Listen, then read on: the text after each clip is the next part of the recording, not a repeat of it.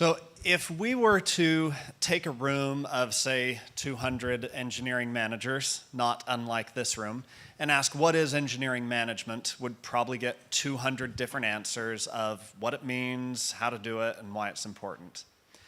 My framework for thinking about it is it's the intersection between the structured world of how to build things and the messy world of people's feelings and emotions and personalities, specifically those of the people trying to build those things. So the people building own the thing, but the manager owns the teamwork of the people building those things.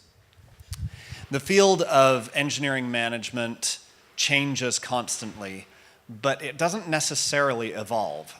An evolving field would be like software development, where 30 years ago you start talking about punch cards and machine language and C and C++, and you develop new languages and new frameworks. So a new person coming into the field starts out at a place where they can program in 1 month something that used to take a year or more. Management isn't like that. Management, when a new person comes in, they come in only with what they know about people. And everything else you have to learn.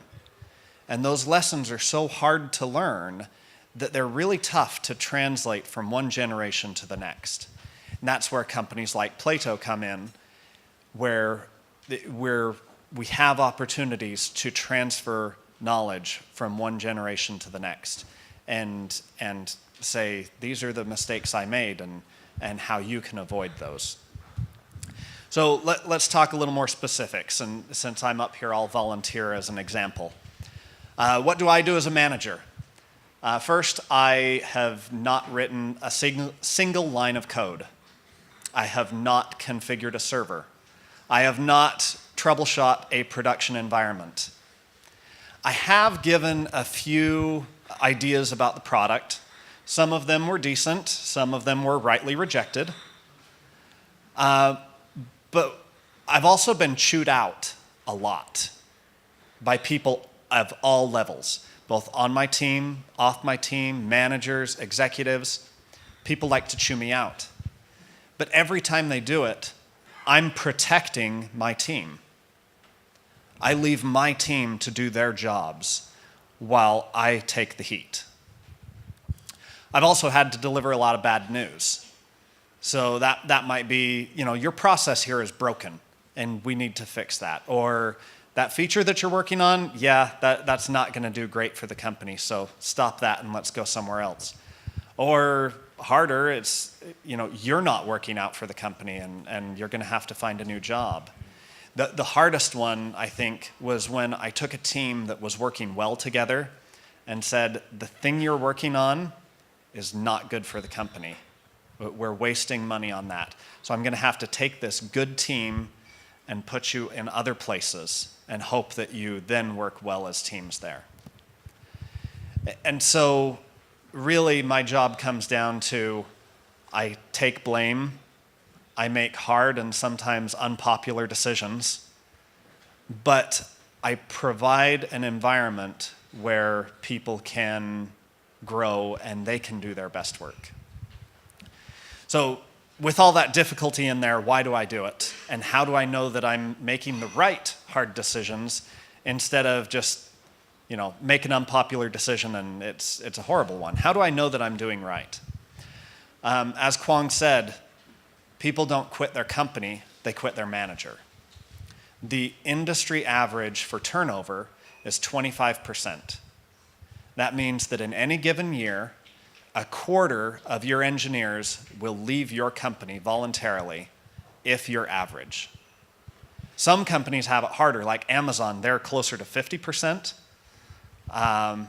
But over the last 3 years, when I've had titled manager experience, I've averaged about 10 to 12 direct reports, and over 3 years I've had 3 people voluntarily leave. Over 3 years, that's a turnover rate of 10%. And in the last year and a half, nobody has voluntarily left. People need 3 things, in my opinion, to make themselves feel fulfilled in their job. They need responsibilities, things to do. They need people that they like, good teams. And they need opportunities to grow. And I believe I provide those. So before I get to questions, I want to tell you the best bit of feedback that I've ever received. I had somebody new start. He was very difficult to work with. He just did not get along with people. He was brilliant. If he chose to, he would spit out some great code and he'd have great ideas about how to structure things, but he was very difficult to work with. He'd worked at 10 different companies over 7 years. And after 3 months at Trello, I talked to him and I said, where do you want to be in the future? Let's have one of these career discussions so we can get you on the right track. And he said, this is the first place I've ever worked where I've been willing to think about what I want to do in 5 years. Every job he'd hated his manager, he'd hated his team, he thought he was working with a bunch of idiots. That's what I do. I provide an environment where people can do their best. I don't do their best for them. I provide the environment for them. That's what engineering management is to me. So let's go ahead and look at a couple of questions. How do you preach management to engineers in order to make them engineering managers? They do have to give up coding, so there has to be a catch. First thing is you have to tell them that. We are in a place right now where we're growing quite a bit. And we have to figure out how to split teams because by the end of next month, I'm going to have 20 direct reports, which is too many. So need to get some other management in here. And the first thing we do is, I do these periodic career progression talks with my reports, and I tell them that management is no coding. It means that you're dealing with people, not code. If you want to be a team lead, and you want to start doing one-on-ones, that'll be a split role, but there's a sunset. At some point, 6 months, a year from now, at some point, we're going to say, do you like the people part? And if you say yes, then we say, okay, no more coding. And if you say, no, I still want to code, we say, okay, go back to being a coder. We're going to get somebody else to be that team lead split role for now. But, try it out for a bit. But realize at some point, you got to make a choice, whether you stay technical or you go manager. How do you give your engineers the opportunity to grow if they are better developers than you?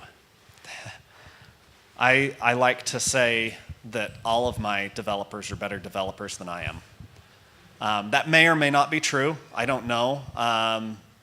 We program in JavaScript primarily. I don't know JavaScript, so it's real easy to pass off and say they are better than me because they can write JavaScript a whole lot better. So how do you give them the opportunity to grow? You need to identify the people that are better than them. And everybody is going to have somebody better than them in at least one area. Unless you've got a team of 3, you're not going to have one person who is better at everything than everybody else. And so that's your job as a manager. You know your people. Figure out who they are, what their strengths and weaknesses are, and then team them up. Get them working alongside each other. Somebody will have a problem. You say, hey, this person over here knows how to solve that. They've done it a lot. Or they did it a lot at a previous job. That's your role, is you know your people. During my one-on-ones, I always take some time at the beginning to small talk. And a lot of times it seems kind of dumb, but that's how I get to know them. I find out so many amazing things about my people just through small talk and learn about their history, and that lets me match them up better with places that they can be a help, or places that they need some help. One more, or is that good? One more? Okay. How do you deal with a developer diva? Oh. Dealing with a developer diva. First, I beat them down. No, I'm just kidding. Don't do that. I usually try to find opportunities for people to help. One thing that I've noticed about people is everybody wants to help. They want somewhere that they can be a contributor.